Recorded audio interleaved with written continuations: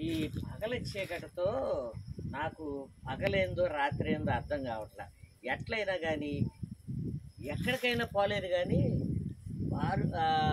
Bar shop కాడికి కానీ wine shop కానీ నేరుగా నా అడుగులు పడతాయ్యా. నది నా పూర్వజన్మ సుకృతి విశేషం. ఎవరో నేనంటే ఏందయ్యా నీ గొంతేదో ఆడాళ్ళ గొంతులాగుందే. మగాడివేనా? ఎంత వయసు అయింది? 80.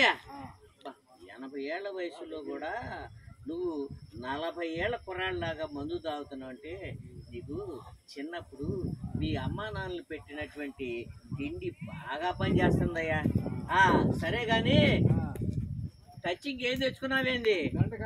బెండకాయ. నాది బెండకాయ, నీది బెండకాయ. సరేలే, నువ్వు నా బెండకాయని చూసి నువ్వు అన్నావు 50-50, సగం సగం. నిజం. సరే తాగుతాం కానీ అయ్యా నేను తాగిన తర్వాత నేరుగా మా ఇంటికి తీసుకోవాలి. చాలా ఇబ్బందిగా ఉంటుంది.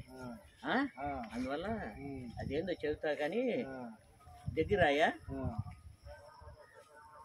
ఆ పని చేయ్యా. ఆ పని చేస్తే నీకు జీవితాంతం రుణపడి ఉంటాను. ఎవరు చెప్పకయో అదే లీక్ అయింది అనుకో అంటే ఏందంటున్నా అతి రహస్యం బట్టబయలు అందరికి తెలిసే అవకాశం ఉంటది. మనుషులు ఎందుకు పడతారో ఎందుకు తస్తారో కూడా అర్థం కావట్లే.